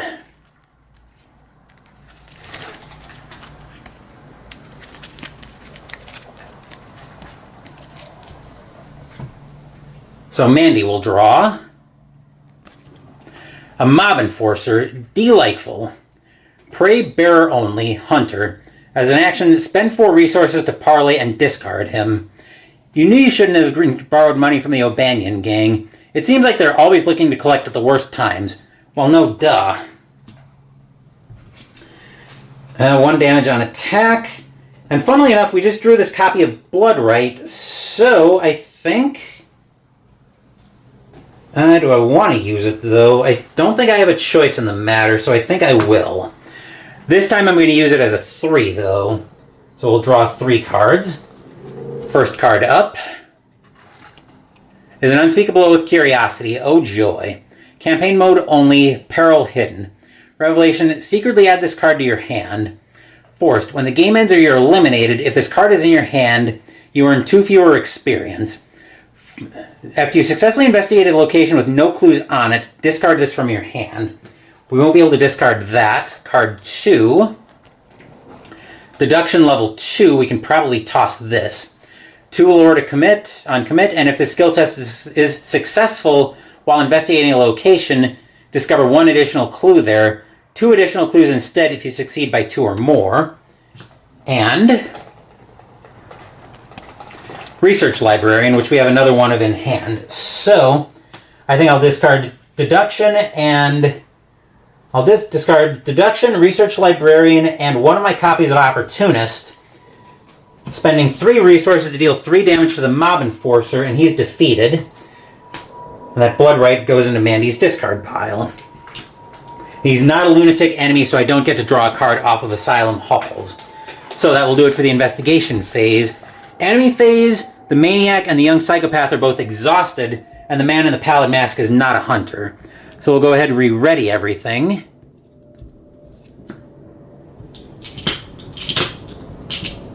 Yep. And then we'll move back up top, once I finish exhausting all of this, for the upkeep phase.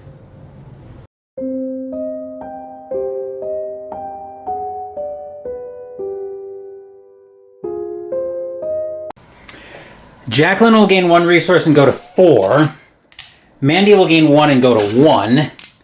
Jacqueline draws. Drawn to the Flame. Draw the 0 cost to play, Lore Will on Commit. Draw the top card of the encounter deck, then discover 2 clues at your location. Mandy draws. Eureka. We saw this earlier. Mythos phase, 6th Doom on the agenda. Jacqueline draws. Dance of the Yellow King.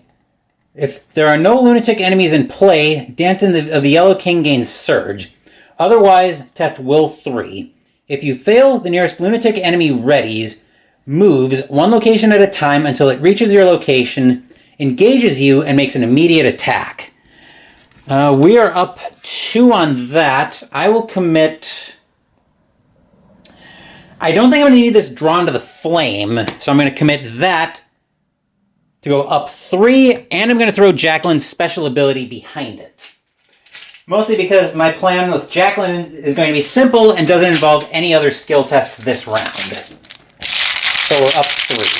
Up 3 with Jacqueline's ability behind it.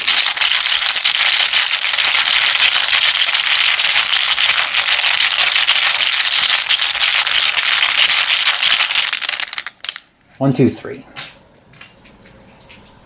Token 1 is a cultist. Token 2 is the tentacle. Uh-oh. And a +1. So we do have to cancel the tentacle, but a +1 and the cultist is a -X, where X is the number of horror on me, which is 2. That cancels out to a that nets out to a -1, which means Dance of the Yellow King is all clear, and we don't have any problems there. Mandy draws. Straitjacket. If there's no copy of Straitjacket in your threat area, put it into play in your threat area as an asset that takes up a body slot and 2 hand slots. Return each asset in those slots to your hand. This card can't leave play except by the ability below. 2 actions to discard it. What are you doing? I'm not crazy. Which brings the Occult Lexicon out of the game, or out of play, and it puts the Blood Rights back into her bonded cards, which one looks like the other 2 are still in her deck. So we've got to grab those out now. And 3. Hopefully we can shuffle these weaknesses nice and deep. It's also very possible that we might just not care about this. Straitjacket isn't that terribly catastrophic, I don't think. Alright, that will do it for the Mythos phase.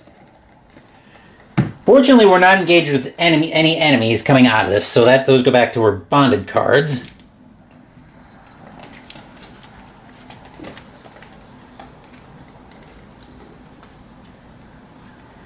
Alright, investigation phase, and let's move over to the map with Jacqueline.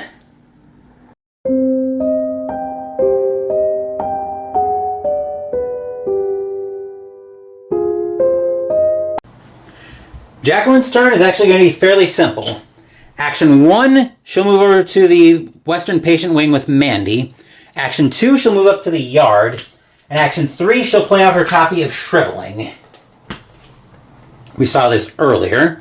This is mostly in case we run into anything that we need to take out up at the garden.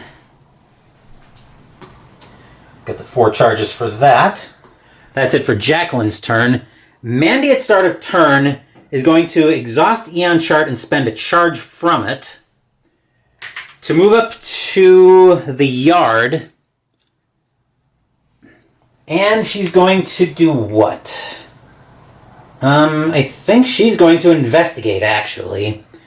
She's going to commit Eureka to cancel out the extra 1 shroud it has for the horror on it. So she's at 5, 6, 7, 8 to 2. She's still up 6.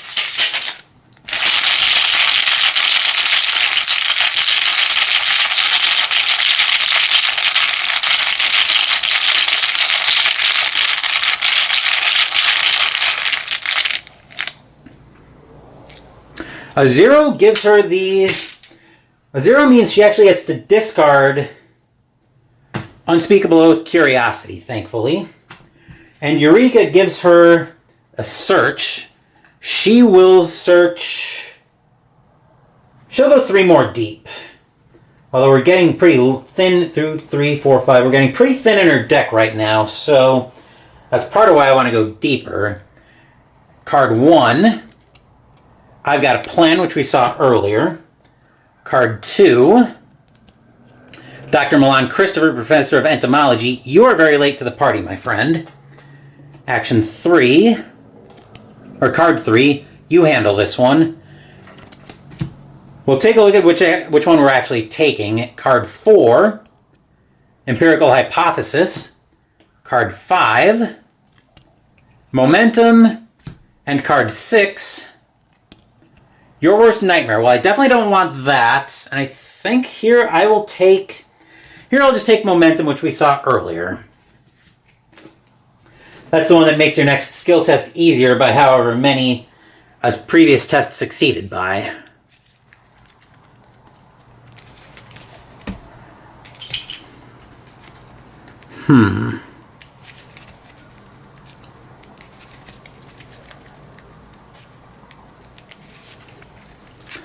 We'll give that a cut. And then Mandy will Pathfinder into the garden. Let's see what we find up here.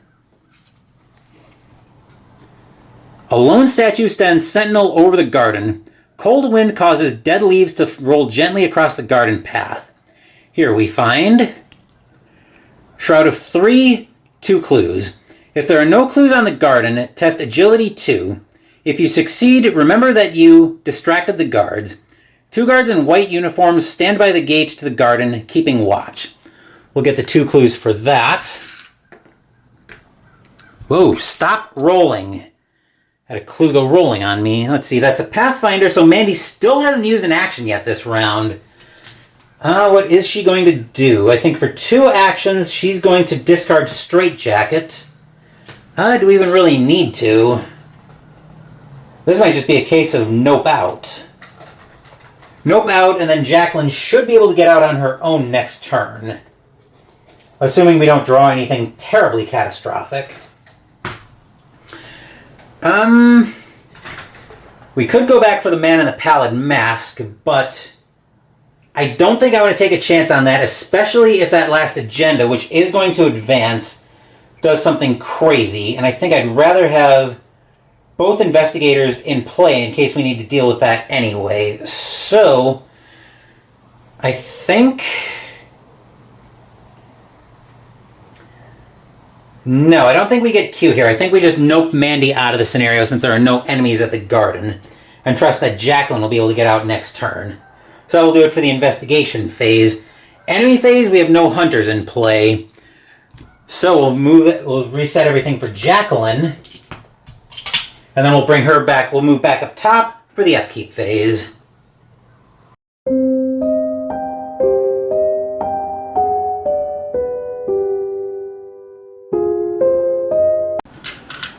Jacqueline will gain 1 resource and go to 2, and she will then draw. Occult Theory, similar to Survey the Area for Will and Lore. Mythos phase, we are advancing the agenda. So we'll get the 7 Doom off for that. And here's what we'll find. The yellow sign. In the back of your mind, a force beckons. Have you seen it? It calls to you. Glimpsing something in your peripheral vision, you turn and find a familiar symbol peering back at you wherever you look. It is etched upon the doors, drawn on the walls, painted on the patient's canvases. You cannot escape it. The lead investigator must randomly choose an enemy from among the set-aside monster enemies and shuffle it into the encounter deck without looking at it. Check the campaign log. If Constance Dumaine is not among the listed under VIPs slain, search the collection for Constance Dumaine, a little too sociable, and spawn her in the garden. Fortunately for us, Constance is still among the VIPs slain, so we don't have to shuffle her in. But we do have to shuffle an enemy from the set aside into the encounter deck. So we'll give that a shuffle.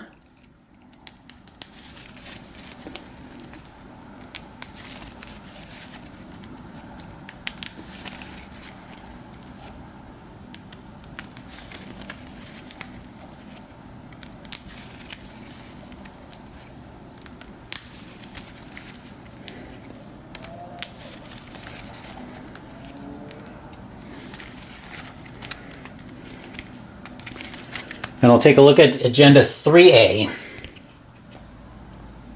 His domain. Flee. Flee while you still can. Forced. When you would place an enemy beneath the act deck, shuffle that enemy into the encounter deck instead, and we need 8 Doom to advance.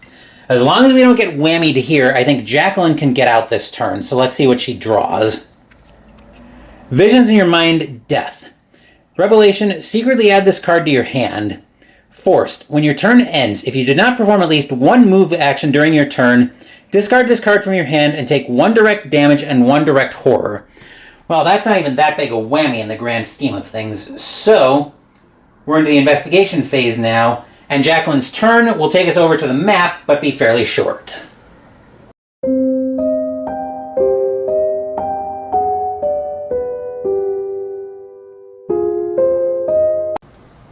Action 1, Jacqueline's going to move up to the garden. Action 2, she will also resign, which will bring us over to Act 4A and advance this. So here we'll find Escape. If you took the keys by force, which we did not, otherwise read the following. The guards are too busy controlling the situation and restraining the asylum's patients to notice your escape. R3. So with that, let's move back up top for R3.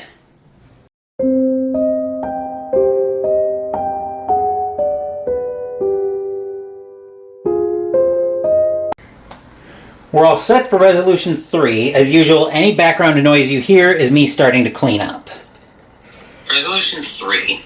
Each defeated investigator should resolve investigator defeat first. With the Except neither of our investigators were defeated, so carry on. Staff distracted and patients running amok, you are able to slip away without being noticed. You escape deeper into the garden behind the asylum, where a 2-story tall fence topped with barbed wire is all that separates you from the outside world.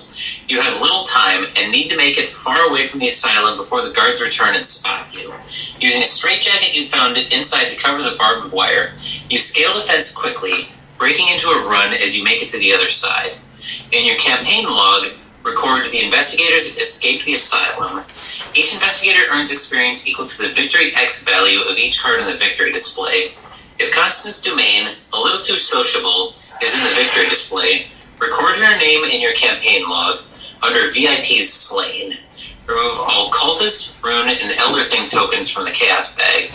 Then add 2 elder thing tokens to the chaos bag. Proceed to interlude 2, Lost Soul. Okay, so I recorded that the investigators escaped the asylum. We picked up, let's see, 1, 2, 3, 4 experience.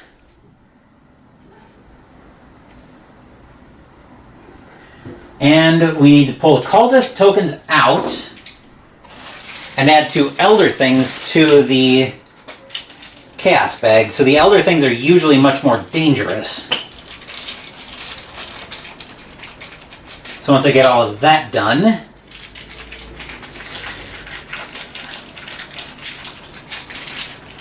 okay, I'm just bagging all of this up.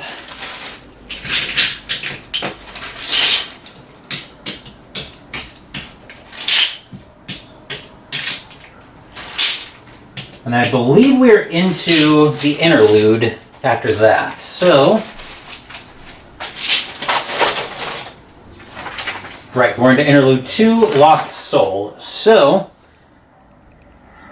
where are you? Oh, I gotta do this. Come on.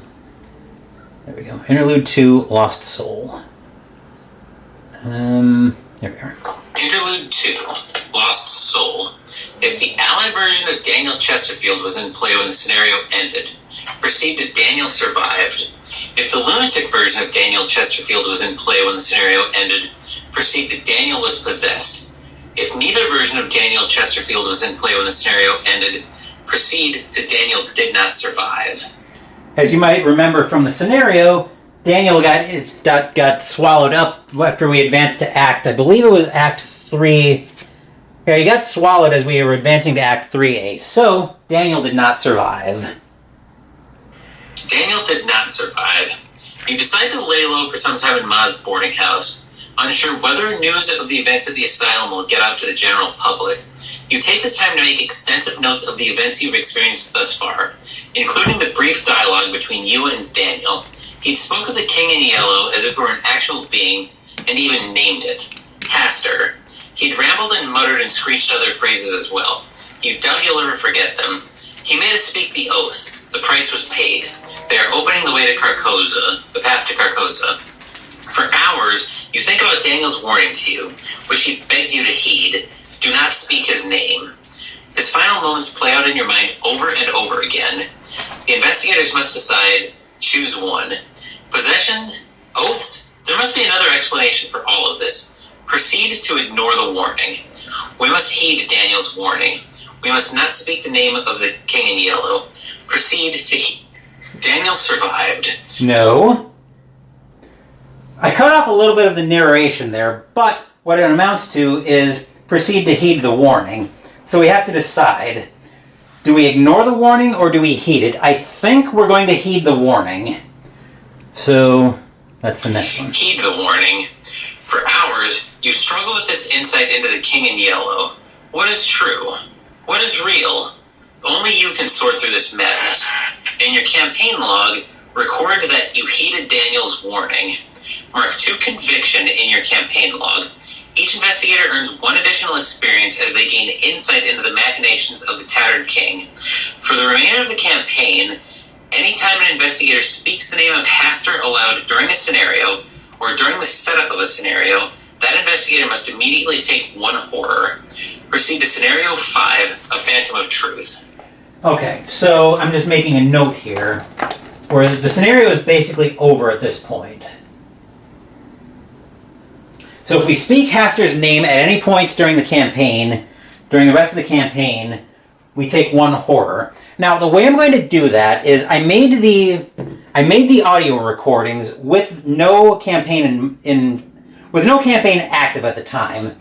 So the way I'm going to handle that is when an investigator speaks Haster's name when Haster's name comes up during the audio recordings, we're not going to take the horror from that because, like I said, those were made when there was no campaign. So basically, once I declare start of game, so it's once I declare start of game to when we're going to scenario resolution, that's where we're going to worry about taking horror from speaking the name of the King in Yellow. But that will do it for this playthrough of Return to the Unspeakable Oath. On Wednesday this week, we're stepping back into the background campaign for Hero Realms, and after that, we're going to have the end of September recap. As for continuing the fall campaign, later this afternoon, we're going to have the upgrades from this scenario, and next week we're going to continue the fall campaign with the 5th scenario, Return to a Phantom of Truth. Thank you for watching the video. Please give the video a thumbs up and subscribe to the channel. Be sure to turn on notifications so you get my content. Be well, stay safe, take care of yourselves and your loved ones, and I'll be back with more videos in the future. Until then, take care everyone.